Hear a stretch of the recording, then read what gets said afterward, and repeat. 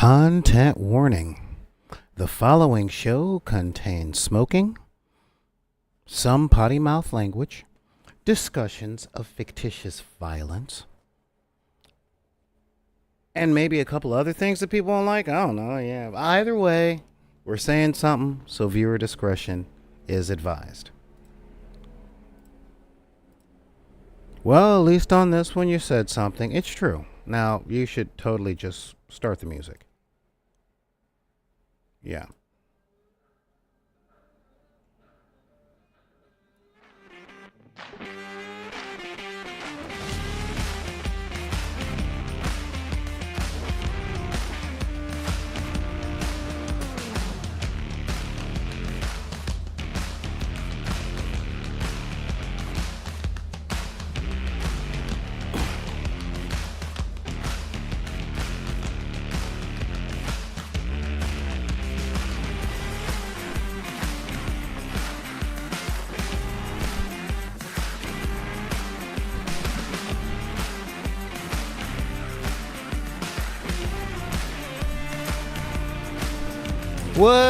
What's up, everybody? How you doing out there? How you feeling? What's the word?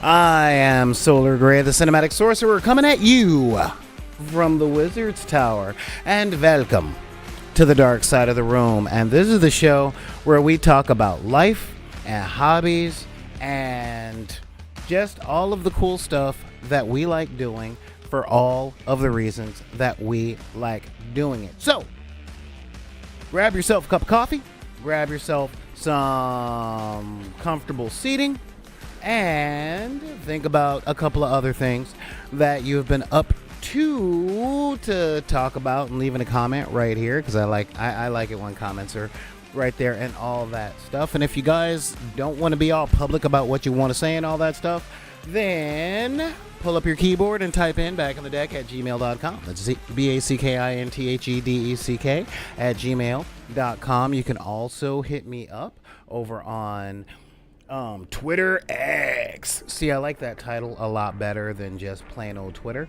Also, hit me up at Instagram at Back in the Deck, TikTok at BidP, Facebook on Deckers on the Book. Like and subscribe on YouTube if you're watching on YouTube, and I really hope that you guys on YouTubes are liking and subscribing and leaving like little thumbs up and all that jazz. And of course, you can hit us up.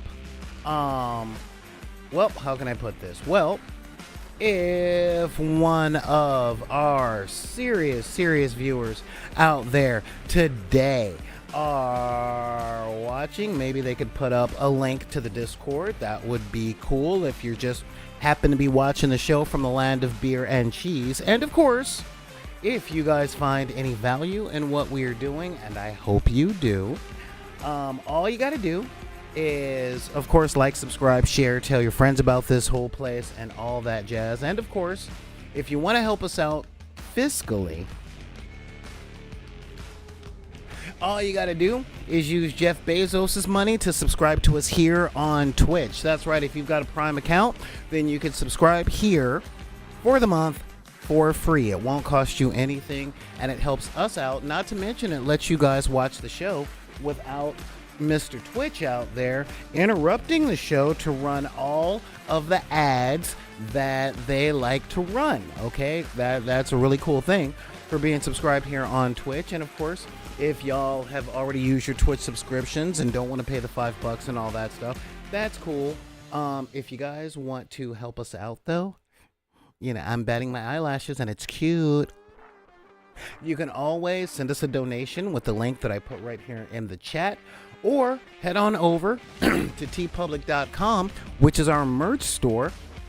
Pick up, I don't know, a t-shirt, a coffee mug, maybe even a notepad for when you're running your games and the GM needs to have, you know, something to take notes on and all that stuff. Why not go in with our little mascot right there? So, with all that being said, let's get to the show. Now, I know a lot of you guys that watch the show here regularly are noticing that we are on early, and that is because, unfortunately, as much as I tried to wrangle the schedule all over the place today, I'm gonna have to actually leave at 4:30 my time, when I would normally be ending the show at 5. And I had another podcast that I would be doing with a friend of mine over at NERD SOUL, bringing that street geek and nerd soul at you. We were going to be talking about Ahsoka over on that show. Unfortunately, I got to go out and take care of some stuff. I've had some family stuff going on and it's almost wrapped up. So hopefully things will be better by Friday. Hopefully everything will be off of the chain and all that stuff. Oh, and a quick announcement. If you guys are interested in the music thing and you're in Southern California and you want to come see me live, I'll be at the Rainbow Room on Thursday night with the Jam Nation. So, yeah. Oh, yeah, things are getting settled. Just final ceremony is happening on Thursday morning. And then I got stuff to do down in the picket lines over at Paramount on Friday morning. So yeah, it's gonna be a lot. It's gonna be a lot.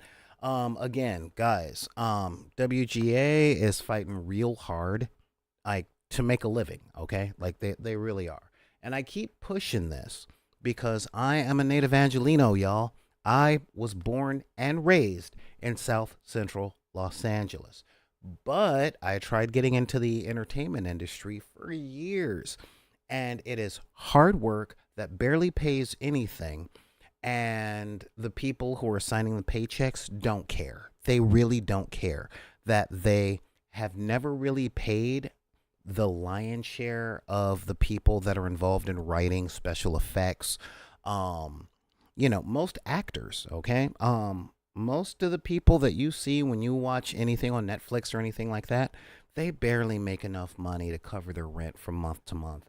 And with the way the 21st century's been going, specifically post COVID, I ain't gonna lie, y'all. Real thing, okay? If y'all are thinking about moving to LA, I'm not saying don't, okay? What I am saying is gas is about $5.35 a gallon. You have to drive everywhere. You have to pay for parking everywhere you go that isn't a friend's driveway. And parking goes, no joke, $5 to $50, depending on where you're at and what you're doing. I almost had an aneurysm when I saw there was no more free motorcycle parking in downtown LA. I'm like, what? What? I got a motorcycle so that I could park just about anywhere and save on gas. And these riders, oh yeah, and most rents in the greater Los Angeles area for like a one-bedroom apartment is literally around $2,100 to $2,300 per month.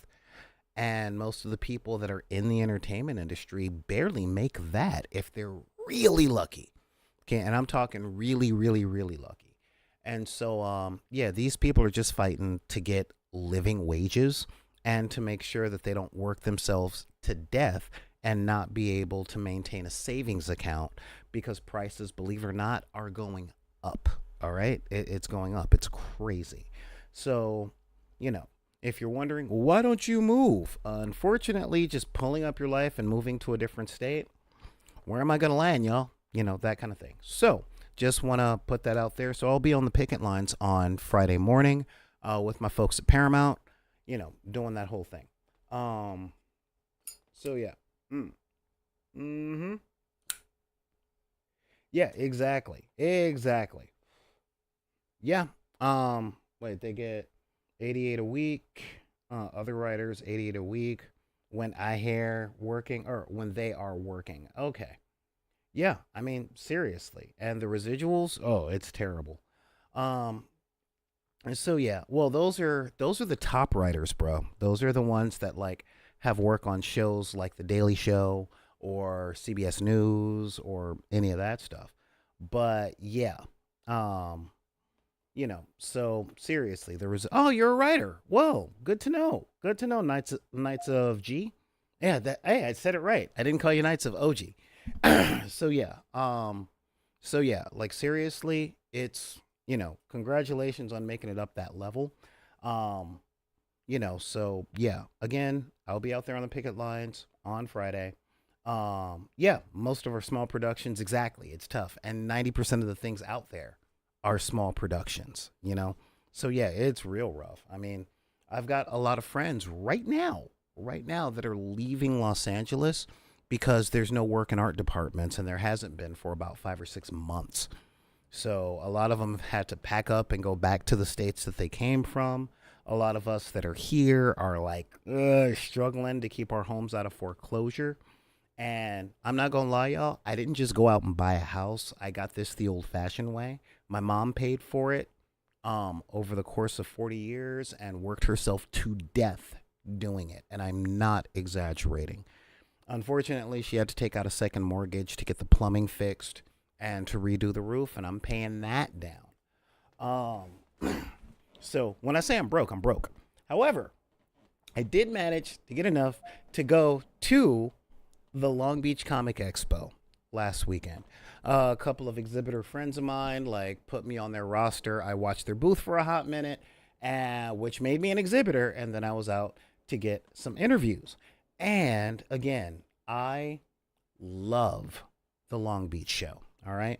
Monday, we talked about a lot of stuff and talked about doing what you want to do and following your dreams. Okay. And real talk, there's a lot of folks out there that are still doing it. I mean, it's actually funny. In Neil Gaiman's book, The Sandman, he asked the question, would hell mean anything if the inhabitants couldn't dream of heaven? All right. And this weekend at the Long Beach Comic Expo, I got to see that in real time. Now, hold up, guys. I'm a little shiny. I had to close off the studio today because I got the ghetto bird chasing somebody down over my house. Okay, right over the studio. They're like, put your hands aside the and I'm like, I'm refilling my coffee water, so I know they ain't looking for me because my life is not that exciting anymore. Anyway, as I was saying, and all of that jazz, so I got to meet a lot of really cool people, catch up with a lot of old friends, and get a few interviews, and I want to talk about at least one of them. Friday is going to be a big show where I talk about all the other ones that I couldn't get around to, and I'll be posting a lot of that stuff on the Instagram as well. But one person I really want to focus on today, okay? Let me see if I'm registering that. Nope. Computer's being wacky. Nope. That's the one. So while we were there, and I'm gonna pull up the good old Instagram over here. Okay. There we go. I want to talk today about a cosplayer that literally, and I mean this, literally, has a business where they they produce hygiene products for nerds. Okay, and that is really, really, really cool. Cosplay art shop.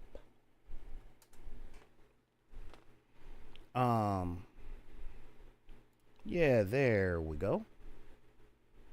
Glad they got that and all that jazz. Yeah, let's just head on over there. Booyah. Sorry, I know I should have had all this done in front. What do we got here? Milton did it first. The mind is its own place and itself. Yeah, okay. Oh, man, Zan, you're killing me on that. But no, you're right. Milton did do it first. So, hang on. Which one? Okay, no.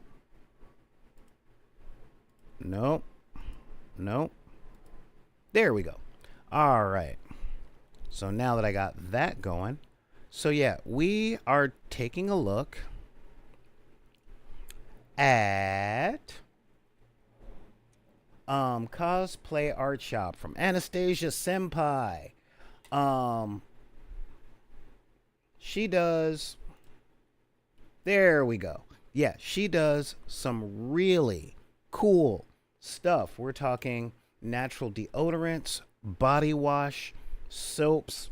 Of course, everybody's got keychains and all that stuff. And if I can pull up that freaking interview, Yes, she's got amazing stuff made out of all natural stuff, no aluminum. Like it's some real progressive stuff. Okay, yeah, not just a box, but yeah, she's got some amazing products coming out. Like, you know, as y'all know, I'm a graybeard gamer. Okay, I'm an old guy, and I'm not gonna lie. We talked about, like, there was one running gag back in the 80s and the 90s. Mm. With the last couple of generations of gamers, and y'all know exactly who we are talking about. And we're like, we should probably put experience points in bars of soap.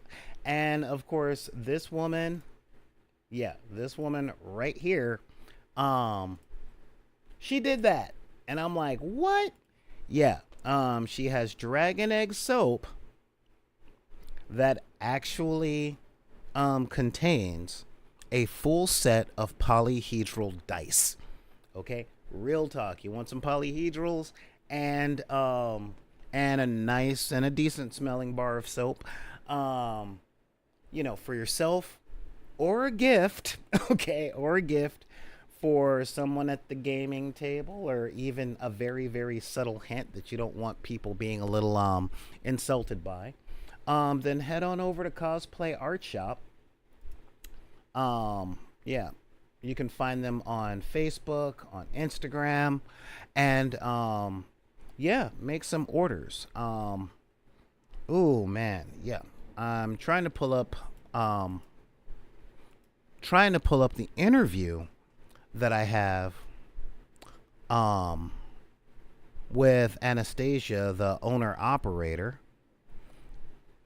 But my computer is being a little wacky and I could be a little embarrassed.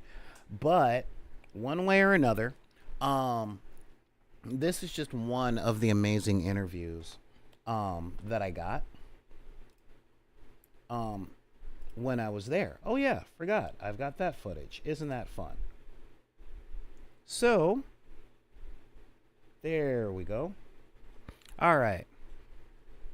So let me just yeah, so let's meet Miss Anastasia right here and hear the stuff out of her own lips. Let me see if I can do this right. Yeah, there we go. Hey, Archa, yes. Tell us who you are, what you do, and why you do it. Hi, my name is Anastasia.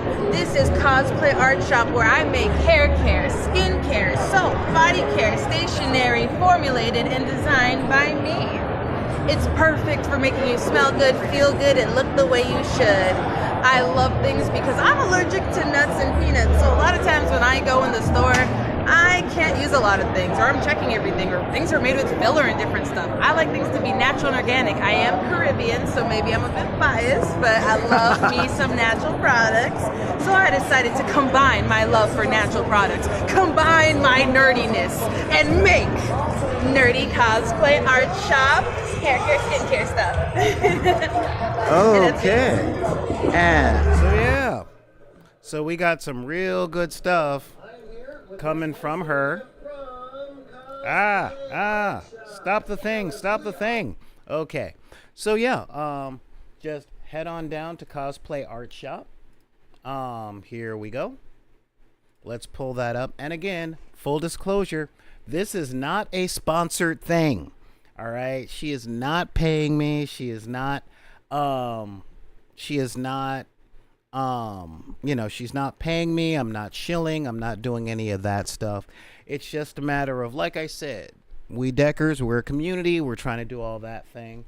And again, an independent business owner that makes their own hygiene care specifically for people who are allergic to peanuts and other nuts and stuff like that. That's some good stuff. I took a look at it and I'm like, you know what? I'm going to see what I can do on boosting you. This is some really cool stuff, And again, who doesn't like somebody who smells good, right? So, I have no sense of smell, but yeah, that being the case, I've got to get extra stuff and make sure that I'm wearing extra deodorant and extra stink pretty stuff, since I can't smell me, but I know other people can. So, that's kind of one of those things. And I'm not going to lie, I had the deodorant caked on because I sweat like a pig at every convention I go to, since I'm, what's the term I'm looking for? Walking around for hours and hours and hours and hours. So that is some really good stuff. Again, I'll be posting the full interviews. We also ended up getting an interview from, now it's actually funny. Hang on. What's really funny is I had a friend. I had an old friend that I worked with when I was working at a game store. And he was actually my manager. And I ran into this guy. There, I was walking by and I hear solar. And I'm like, what, huh? What? What? And, he's smiling and talking to me like he knows who I am. And I'm like, your face looks familiar, but I'm crap with names. And he's like, dude, it's Ted. And I'm like, oh, dude. And when I say, oh, dude, the dude was my supervisor at the game castle. In my defense, I worked for him 20 years ago now. So, yeah, it's been a while. And he and I used to talk a lot about being writers and all that stuff. And the dude came out, and he's at the show. And sure enough, he has his own book called, I forgot what it's called, but exactly. That is some memory on him. But in my defense, I pretty much look the same as I did back then. Except for back then, my hair was green, not black and blue. And he finally published his own comic. And like I said, guys, it's all about, if you want to get out there and do something. And I got a quick interview with him, and let's check out a quick excerpt. I wanted to have representation for our kids to see, because I work with disabled kids. I don't want to see caricatures or parodies of who these kids really are. I want them to people to see they're real people. Not people who need all this extra help or whatever they think that they just see. Oh, yeah, that's right. Hang on. God, I am just terrible today. Representation for these disabled kids, because I work with disabled kids. I don't want to see caricatures or parodies of who these kids really are. I want people to see they're real people. Not people who need all this extra help or whatever they think that they see, like Forrest Gump or something like that. These are real people that who have intelligence, who are excellent people that need to be seen, represented, and because I love these kids, and that is some amazing stuff. Okay, let me see if I can find the name of his book, because it's a superhero book featuring disabled characters, because there's not enough representation of that. Not enough superheroes in wheelchairs and with neural spice and all that stuff. And I call it Neural Spice instead of Divergent, because that was a terrible book series. And it's a word that doesn't make people feel cool, It's like that person is normal and that person is divergent. So when it comes down to this stuff, guys, all right? Let me see if I can get... Oh, yeah, there we go. That's the one. Yeah, so if you guys are interested, well, let's hear it from the man himself. Where they can find you and where they can order your books. Right now, we are on Indie Planet. You can do a search for Poverty Pack, Poverty Thrill Adventures, Fostered. We've debuted only here so far at Long Beach Comic Con. Eventually, it will come to the site on Indie Planet as well. And if you just do a search for it, you'll find it. Awesome. Well, I want to thank you guys. Thank you. Camera, this camera. And there we go. All right. So, I will be putting links for that and all that stuff up on the Instagram. Okay. Because seriously, one, being an indie comic creator is tough. And Ted's inspiration for this was the fact that he's a special needs teacher and he wasn't seeing many comic books that his students could see themselves in. All right.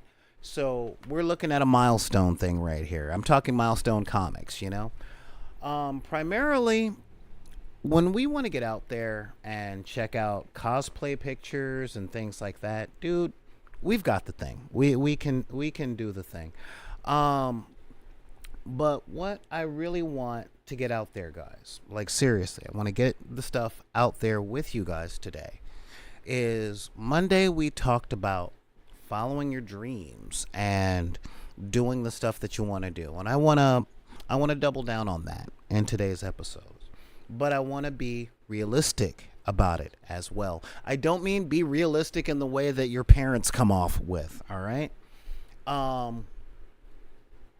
In the United States today, there is no such thing as any sort of survival that isn't hard work. And most of the work that we do really doesn't feel like it's very rewarding. We have a lot of, I call it point of contact mentalities. And what do I mean by that? What is this point of contact thing you're talking about? We do a job, we get the paycheck. That's point of contact. So when it comes to investing in the future, going to school, starting your own business, there's not a lot of immediate, not gratification, but just immediate reward. Okay. There's not a lot of point of contact goodness that comes from that.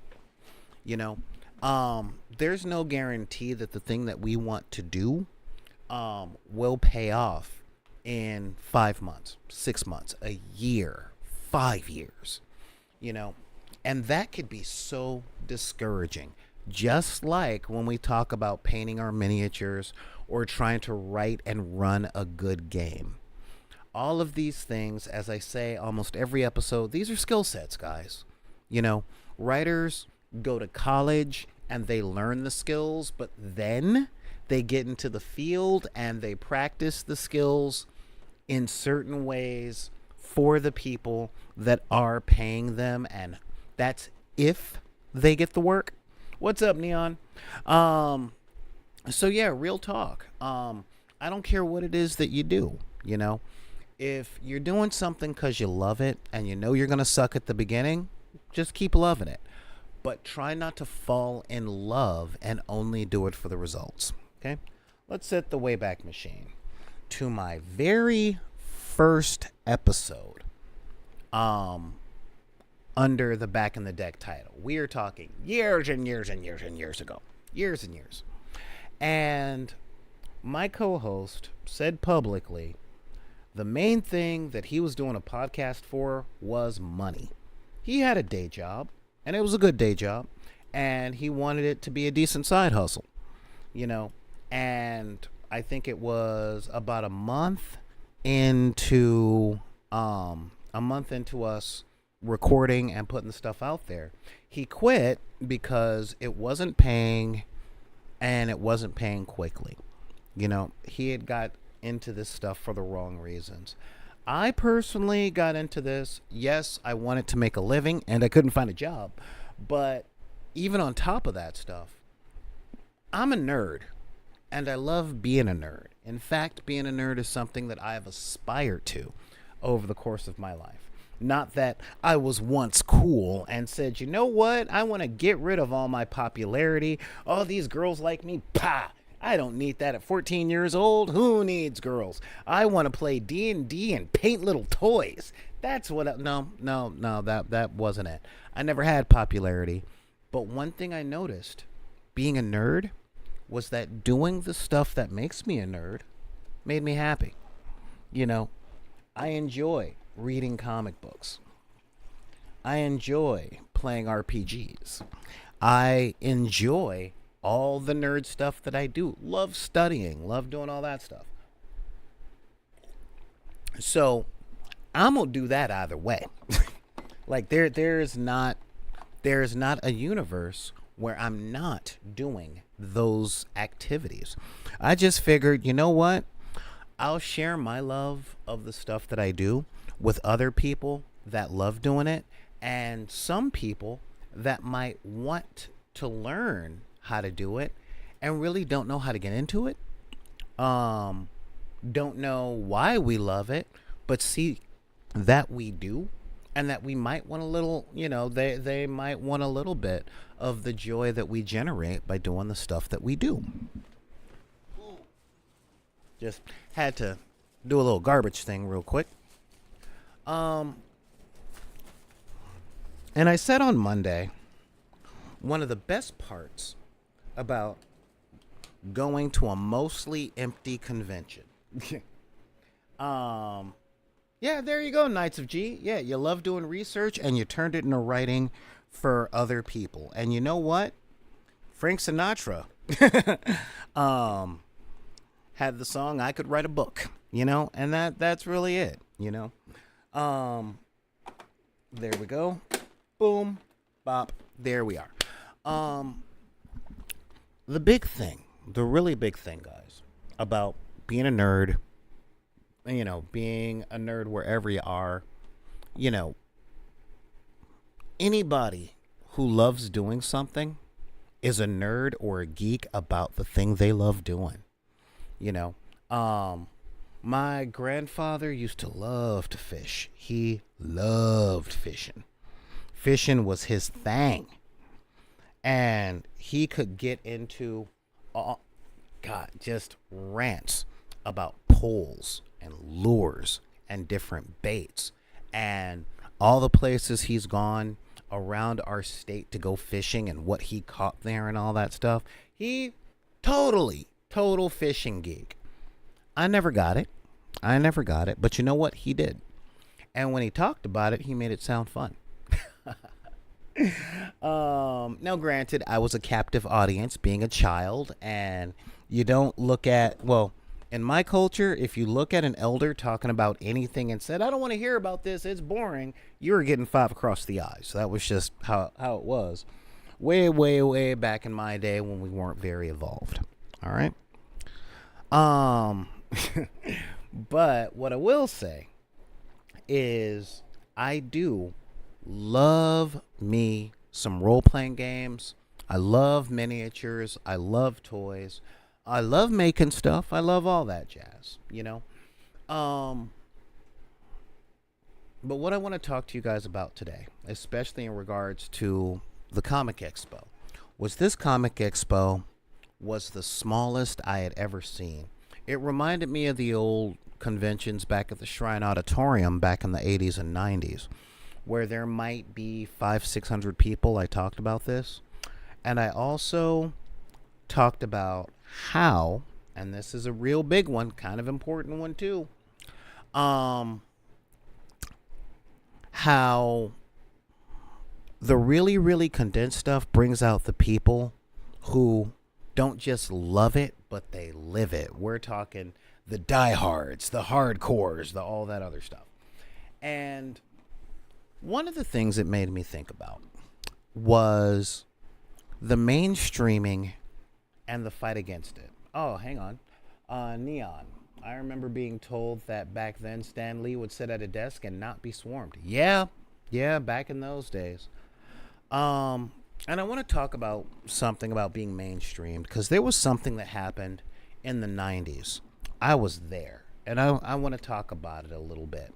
So let's start ourselves another segment, shall we? Let me just make this like an official thing and an easy thing to edit.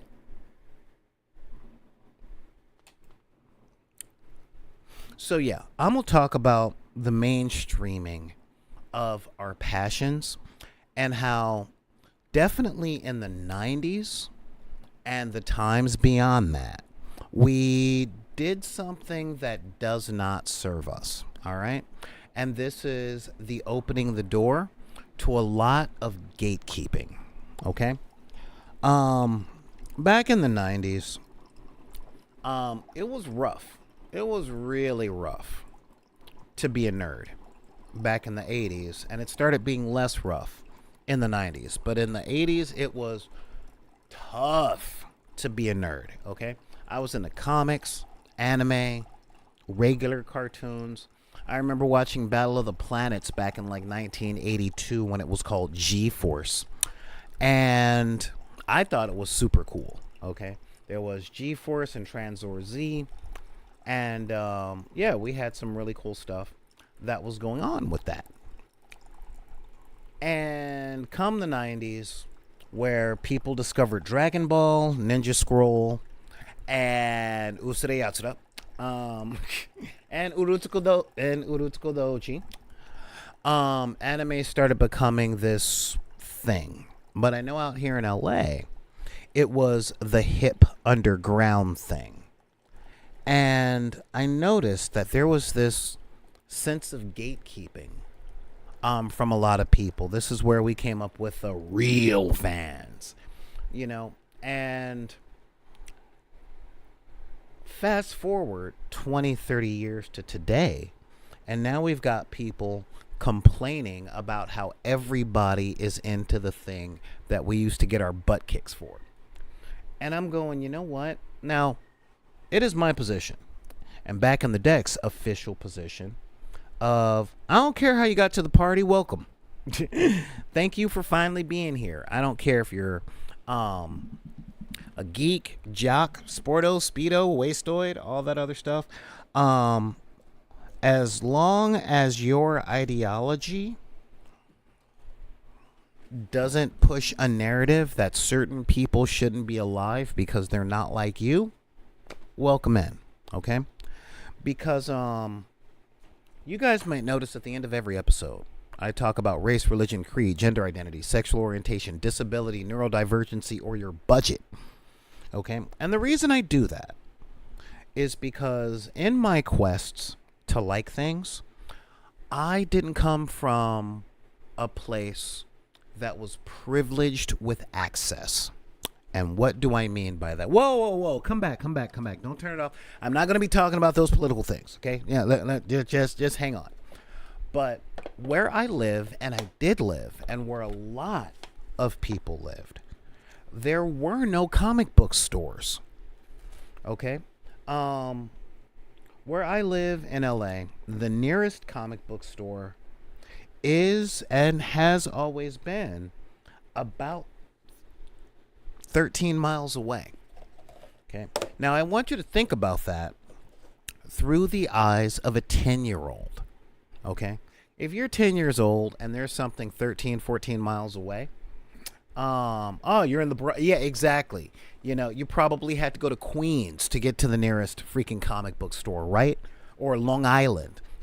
I know there were comic book stores in Manhattan, but who could get all the way over there back in the 80s? Hell, in the 90s, and the nearest game store to me, okay, the nearest store that sells any sort of role-playing games and stuff that's dedicated to it is about 13 miles away. And back in the deck's biggest ally, Guildhouse Games in Bellflower, is 25 miles away. Now, speaking in under 16 terms, that is 2 trains and 5 buses away to go to the game store. That's also about 4 hours.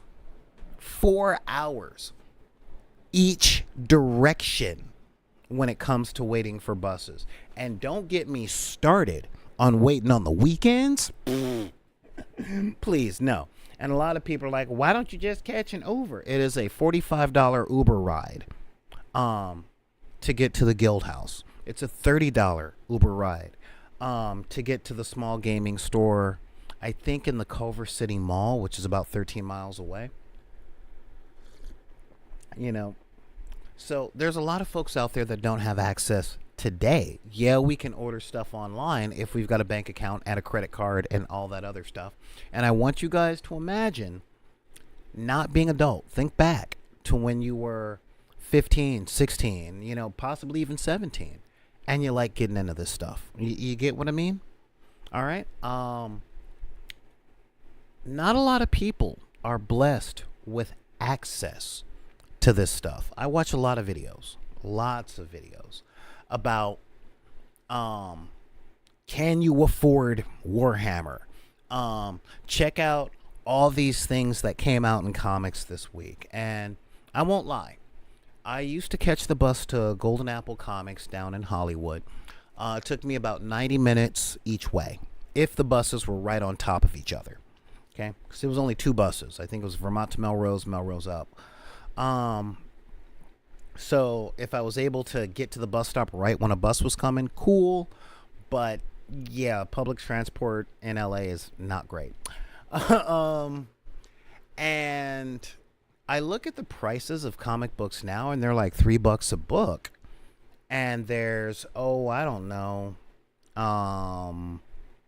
Let's say if you like 5 or 6 comic titles a week, and then we're looking at what, $15, $16 every single week. That adds up to $60, $70, $80 a month just for comic books. And heaven forbid there is a freaking crossover event. Oh, God, so much money gets spent on that. And where's it coming from? $3.99 and $4.99. Thank you, Knights of G. Yeah, $5 a book. So most comic fans are spending about $25 a week. That is $100 a month, which comes down to $1,200 a year. That there are no crossover events. And not gonna lie, like seriously, if you guys are into comics, $5 a week is conservative. Really, really conservative. And I mean, I hate to sound like my parents and then, oh my good Lord, when I was a kid, comic books was a dime, because when I was a kid, comic books were $1.25. Now they're up to $5, So real talk, not a lot of people have the access. So when you get to go to something like a small convention, you get to see the people that really love it. Okay. But when it comes to the mainstreaming, okay, here's the way it works in the really real world. The more people are interested in it, the more people buy it. The more people buy it, the more people want to invest in it, and the more access more people have to it. Okay? Now, when you look back to the post-comic book boom, okay, we're talking the comic book boom of 93, the comic bust of 93. When everything was extreme and everything was trying to look like either Todd McFarlane, Rob Liefeld, or Jim Lee, okay, in the art, because people love the art. I was always one for story because I'm made differently. Back then, I was picking up my comic books from newsstands and 7-Elevens in the neighboring cities, okay? Because where I live now is where I grew up. And there's still nowhere in walking distance to buy comic books.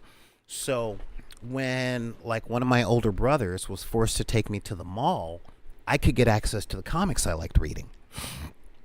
And that was the only way. But even back then, there were gatekeepers saying, oh, that's a newsstand edition. That's not going to be worth any money. What you need is the book with the Superman symbol on it, because that says it comes from a comic store. And whack, whack, whack, whack, whack. And I'm like, I'm not doing this for money. I like reading the stories, But I know a lot of people who have looked at a lot of the nerd stuff that we do, and they see mainstream people getting into it. And with mainstream people come a lot of beginners, okay?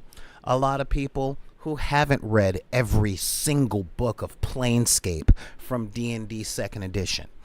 A lot of people who didn't read Secret Wars as it was being published. A lot of people that are too young, I kind of looked up going, when did I get old? Because my favorite iteration of the Justice League was from 96 to 2003. And this was before the DC Animated Universe.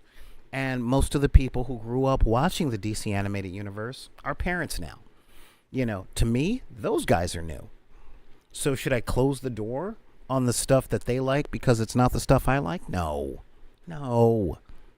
Because the more insular we keep stuff, the less that we expand the community, the less that there will be, that the thing that we build the community around, the less chance it has of actually staying alive. All right? Real talk. I've been into comics and games and all that stuff for decades. And I have seen games that I love start, not get an audience, and fall. I've seen game stores open, not get an audience, fall. I've seen comic stores open, not get customers, and fall. Hell, most of the places I worked at are no longer there. So when something goes mainstream, it gets more people access to the stuff. Okay? I flipped out when Barnes and Noble started selling graphic novels back in the mid-90s. I'm like, cool. I can finish getting my Sandman collection here because I couldn't afford all of them at once. Or I can get my Invisibles here,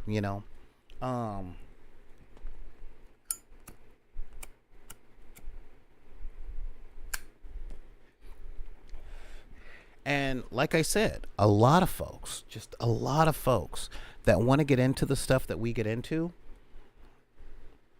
I'm gonna be real with y'all, okay? I get so irritated when people give half answers just to make themselves look clever. Okay? There's a lot of stuff that we could get into. I mean, we've got Amazon, we've got eBay, but when someone says, "Oh, you know what? That miniatures game is not that expensive to get into. Just go to eBay." What do they look for on eBay? When a lot of new folks come to us asking how they get into the thing that we like, that gives us a golden opportunity to cultivate the community. As y'all know, I've been studying Warhammer 40K for almost a year now. Actually, for a little over a year. And it's been a trek. Now, I've been very fortunate to have a couple of really good friends that were willing to guide me into the reasons they liked stuff. I've got one really good friend that likes the combat and the religious aspect. I've got a couple of other really good friends that like the lore and the wackiness. But what I see more often than not are a lot of folks treating the next generation the way that they were treated when they tried. They might look at it as hazing. They might look at it as normal. However they look at it, it doesn't help. Okay? What I was reminded of when I went to this very tiny convention, like it was almost dead.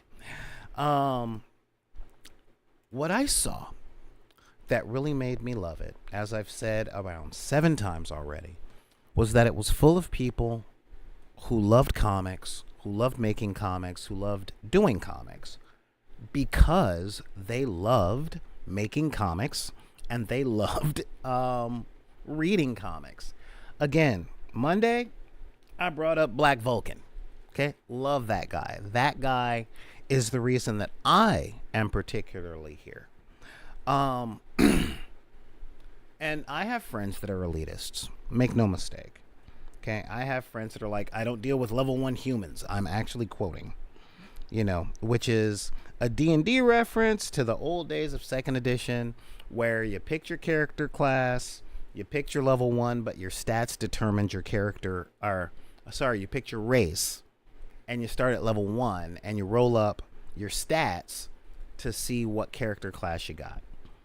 And I asked them about that once, and they said, well, I worked my butt off to get where I am and all that other stuff, and I think other people should have to do it. And I raised the big question of my ideology, and we kind of got into it for a minute. Being, isn't one of the points of working hard to make things easier for the people that come by after? Like, didn't we worked really hard to mechanize agriculture so that in the future we and other farmers didn't have to feed an ox? you know like, isn't innovation supposed to make things easier for everybody? But innovation stops when people say, nope, I don't want things easier for you. I want them as hard or harder for you than it was for me. Okay? So, and if you wonder why I'm so jolly and happy when I'm out there in the world with other nerds and geeks and all that stuff, this is why. This is why. Because I don't know about you. Feel free to leave me a comment right here. Just right there. Just feel free to leave me a comment right there. If you're like me and you enjoy being around people who are having a good time loving on something. I mean, I don't know. Maybe I'm a little weird. I spend a lot of time on the internet, and it seems like on the internet, people actually enjoy being around people hating on stuff. But I come from a place of love and inclusion, you know. I want us to get together, and I want us to laugh and play games and have fun playing games and all of that stuff, you know. Makes me a terrible critic. But when it comes down to that, this convention from this week, it really refilled that battery, being around people that love what they do, that love comics. Friday I'm gonna show the totality of a couple of interviews that I got from 3 different comic creators, and they were amazing. And yeah, I'm gonna be pushing their books and all that stuff. One of them, small spoiler, was really enthusiastic about his superhero because he didn't grow up with comics, because he grew up actually not too far from where I live. So he and I chewed a whole lot of the same dirt at the same time. And he grew up with cartoons about superheroes. We're talking the Spider-Man from the 90s, the X-Men, the animated series, the DCAU, followed by like Wolverine and the X-Men and X-Men Evolution and stuff like that. And he wanted to make his own book, you know. And you know what? He and his wife got together, they did the thing, and they really did the thing. So, you know, and he comes from a place of wanted to get into all that stuff, didn't have access, in the same way that I had to fight. And I mean fight, okay? Back in the 90s, me going to Burbank or the San Fernando Valley and stuff like that, I got into a lot of fights with the people in those cities because I wasn't really welcomed in those cities. And then when I got home, I got into fights with people because I didn't want them taking my stuff. You know, so it was a whole lot of fighting. And I'm glad that it's not that hard anymore. I'm really glad that it is not that difficult. And I want it open for more people, because the more people that love it, the more mainstream it is, the more perspectives we can get, you know. And I know it's easy to look at the big boys, Marvel, DC, Wizards of the Coast, or Hasbro, and say, well, they're just doing all that stuff. But there is a deep bench of indie creators for games and toys and comics that are pushing the envelope, and they're doing a lot of the stuff that we want to see, you know. I do my best when I have time to go onto Amazon and Netflix and check out like independent TV shows, independent movies, stuff that, you know, I don't do it as much as I want. Hang on just a minute.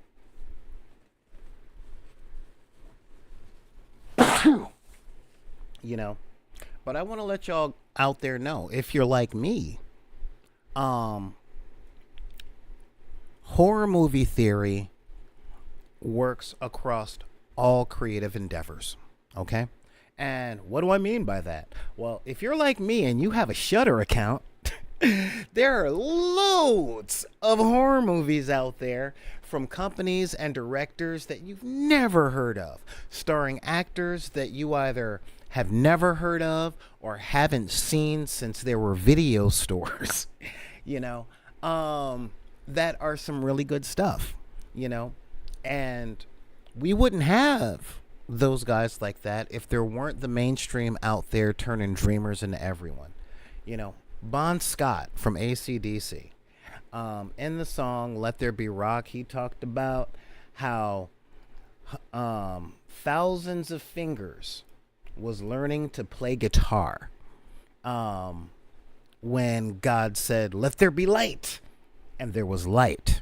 Let there be sound, and there was sound. Let there be drums, and there were drums.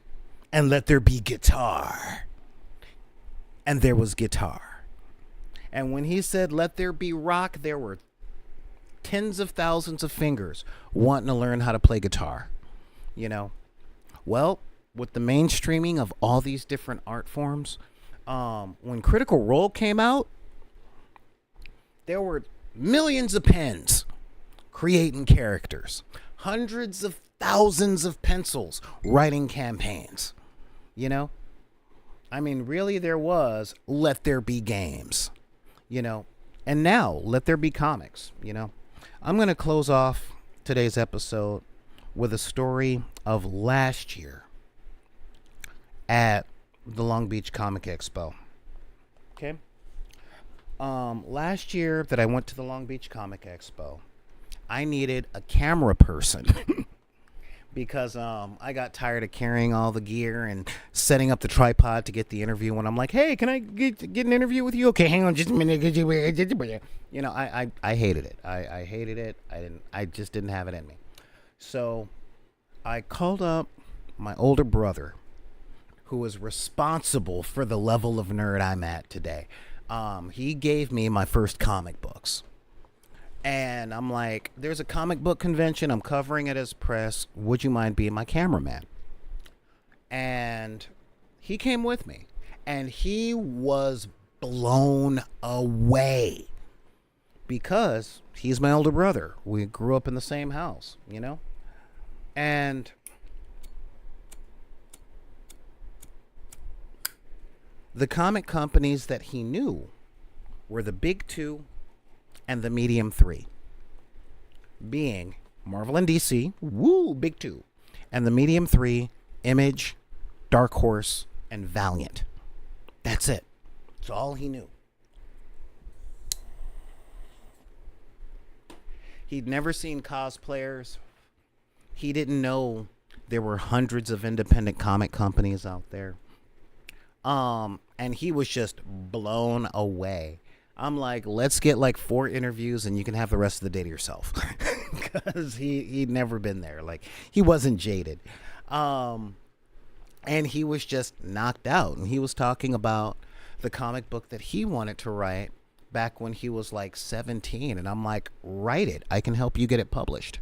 You know, because my older brother, an amazing artist. Just what I do with music and improv, he does with pen and paper. He could have been an amazing illustrator, but he didn't have access to the schools and didn't have access to the roads to find those things out. And now that things are mainstream, okay, yeah, it looks like the market's flooded. It looks like there's a lot of people that don't know what they're talking about. Guess what? There was a time where we didn't either. We got a lot more new people, and we have the chance to work with those new people. Hey, 13. Thank you so much for another subscription. It's good to have you back, man. We have a great chance to take a lot of these new folks, like a lot of these new folks that are coming in and share our joy and cultivate joy for what we love in them, and to learn from them new and different ways to love the stuff we already love, you know, because every person has their own perspective. But call me crazy, I always thought having more things to love about the stuff that I love was a good thing. I don't know. Maybe I'm a little wacky. And I mean that. Maybe I'm just a little off. I don't know. Maybe I'm just too demanding. But yeah, I mean that's really a thing that I consider and that I look out for. Y'all know what I mean? So really, guys, consider that stuff. Now, Friday, when we're back, I will probably be very tired, but we'll be featuring interviews with 3 different independent comic writers, all comic writers of color this time, and the books that they got. You know, this is going to be some really, really, really cool stuff. But in the meantime, I want you guys to think, and I mean seriously, think about why you love the stuff that you love and who you've shared it with, you know? And I mean that. Like, think about who you've shared it with, why you share it with them, and how you felt when they really took it and they really got it. You know what I mean? But that being the case, oh, thank you so much.